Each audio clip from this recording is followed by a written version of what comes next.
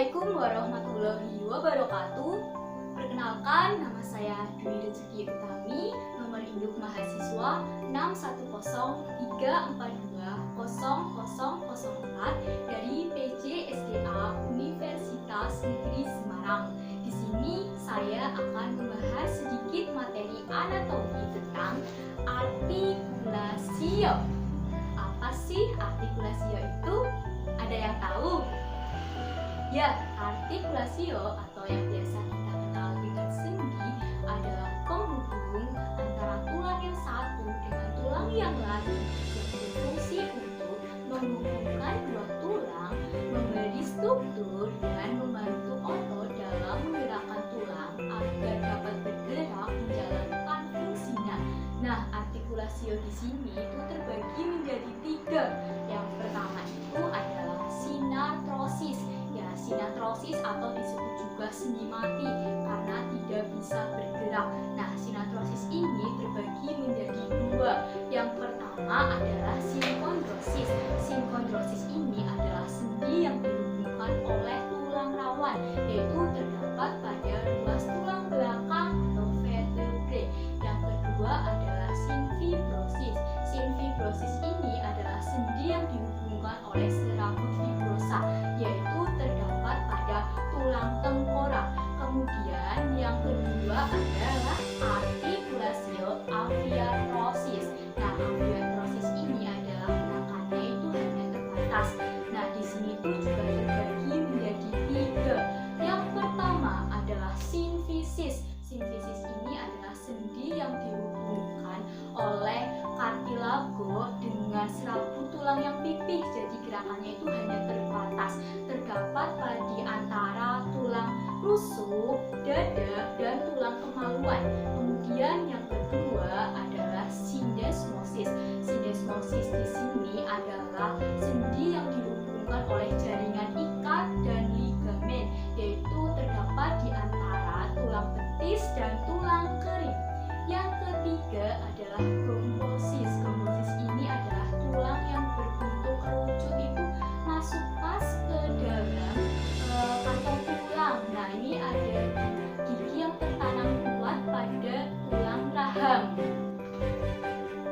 Yang ketiga adalah sendi diartrosis atau sendi gerak atau sendi sinovial, karena terdapat cairan sinovial yang berfungsi sebagai pelumas sehingga tidak adanya pembatas antara tulang yang saling bertemu.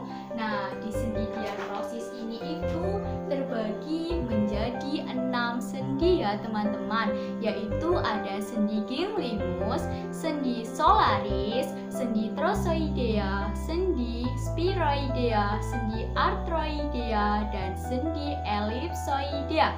Nah, kita langsung ke pembahasan ya. Nah, yang pertama yaitu sendi engsel atau sendi ganglimus. Nah, sendi engsel atau sendi ganglimus itu terjadi uniaksial pada aksis transversal, yaitu memungkinkan terjadinya gerakan ke satu arah seperti gerakan pintu yang terjadi di siku, di lutut, dan di jari. Gerakan di jari itu seperti membengkok ya. Nah, yang kedua yaitu adalah sendi pelana atau sendi solaris. Nah, sendi solaris itu terjadi gerakan biaksial pada aksis sagital dan transversal, memungkinkan terjadinya gerakan kedua arah. Nah, biasa kita temui di pangkal ibu jari dan telapak tangan. Gerakannya itu ke depan kemudian ke samping ya. Nah, yang ketiga itu adalah sendi putar atau yang disebut dengan trosoidea atau pivot joint. Nah, di sini itu terjadinya sama, yaitu uniaksial pada aksis transversal, yaitu memungkinkan terjadinya gerakan jelas berputar ya, karena satu tulang itu berfungsi sebagai poros dan tulang yang lain berbentuk seperti cincin itu mengitari poros tersebut.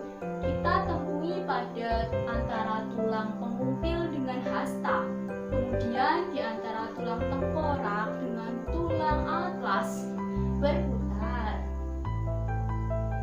Nah, yang keempat adalah sendi peluru atau sendi spiroidea. Di sini itu terjadinya 3 aksial multiaksial ke segala arah. Jelas ya, bentuknya itu jelas seperti peluru dan bulat. Nah, terus ujung tulang yang berbentuk bulat ini masuk ke tulang lain yang berongga berbentuk seperti mangkok. Kita temui pada tulang di antara tulang belika dengan tulang lengan atas, gerakannya ke segala arah ya. Kemudian di antara tulang panggul dan tulang paha sama juga ke segala arah. Kemudian yang ke-5 adalah sendi apa ini? Ayo. Artroidea atau sendi geser. Sendi apa lagi? Sendi luncur, kemudian sendi pelana. Nah, ini terjadi non aksial karena ujung tulang yang saling bertemu itu permukaannya itu sama-sama datar, sehingga gerakannya itu hanya sedikit ya, berupa gerakan meluncur dan menggeser. Nah, kita temui pada pergelangan tangan dan pergelangan kaki seperti ini. Gerakannya hanya sedikit ya teman-teman, juga nih sedikit. Ya, kemudian yang terakhir adalah sendi apa ini? Ayo. Sendi apa ini? Ellipsoidea atau sendi kondylaris juga, kondyloid juga ya. Sendi gulung, iya benar.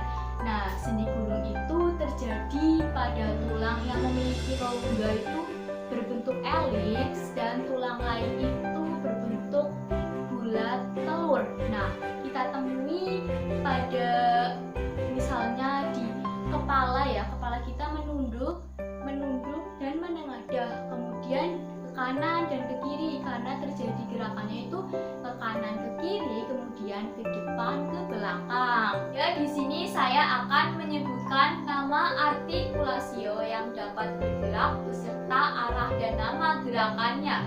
Kita mulai dari artikulasio di bagian wajah, yaitu ada artikulasio atlanto-occipitalis. Di sini ada gerakan fleksi, ekstensi, dan laterofleksi. Gerakan fleksi itu artinya memperkecil sudut atau gerakan membengkokkan, sedangkan ekstensi yaitu memperbesar sudut atau gerakan meluruskan dan mengembalikannya ke posisi awal.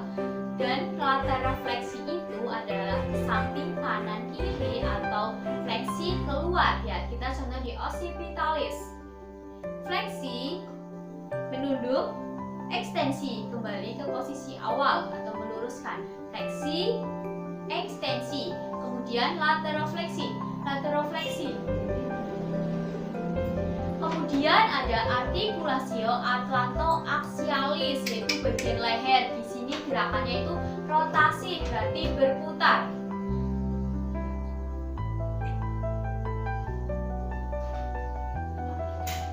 Kemudian ada artikulasio intervertebrae, yaitu di bagian tulang belakang. Fleksi, bengkokkan, memperkecil. Ekstensi, kondisi awal. Kemudian ada gerakan laterofleksi, samping menekuk. Ya, kita sekarang menuju ke artikulasio yang ada di anggota gerak atas. Terdiri dari artikulasio tubipi, yaitu ada gerakan fleksi ekstensi lengan bawah dari tulang radius, ulna, dan humerus. Fleksi ekstensi, fleksi, ekstensi. Kemudian ada artikulasio humeri. Terdapat gerakan fleksi ekstensi, fleksi, ekstensi. Kemudian ada gerakan sirsumduksi, yaitu berputar 360 derajat. Kemudian ada gerakan abduksi-adduksi. Abduksi itu gerakan arah kita itu menjauhi dari medial, sedangkan adduksi itu mendekati. Adduksi mendekati, abduksi, adduksi, abduksi. Kemudian ada gerakan endorotasi dan ekorotasi. Endorotasi itu berputar ke arah dalam dan ekorotasi itu berputar ke arah luar. Endorotasi, ekorotasi. Kemudian di sini juga ada artikulasio karpal metakarpal 1. Berarti di sini adalah telapak tangan, yaitu ada gerakan fleksi ekstensi. Fleksi, ekstensi. Kemudian ada gerakan abduksi, adduksi. Adduksi lebih dekat ke arah, abduksi menjauhi. Kemudian di sini juga ada artikulasio radiokarpal, yaitu pergelangan tangan. Di sini ada gerakan fleksi ekstensi. Fleksi, ekstensi. Kemudian ada gerakan abduksi, adduksi juga. Adduksi, abduksi. Ya, kemudian juga di sini ada artikulasio radio ulnaris proximal, yaitu di radius dan ulna itu ada gerakan pronasi dan supinasi. Ya, ini gerakannya.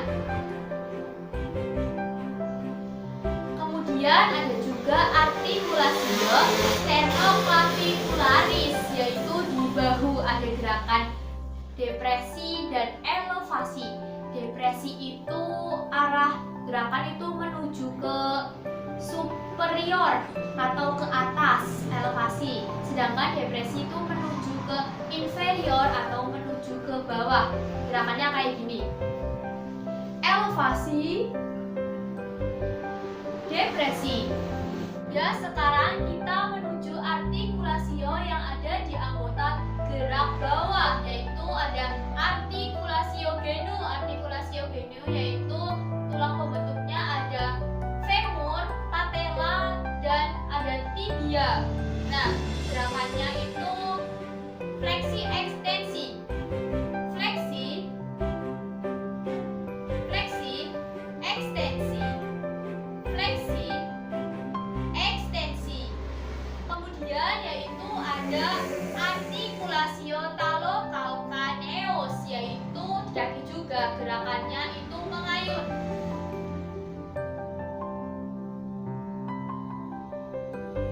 Ya, seperti ini. Kemudian ada juga artikulasio interphalanx, yaitu di jari-jari kaki ada gerakan fleksi ekstensi juga.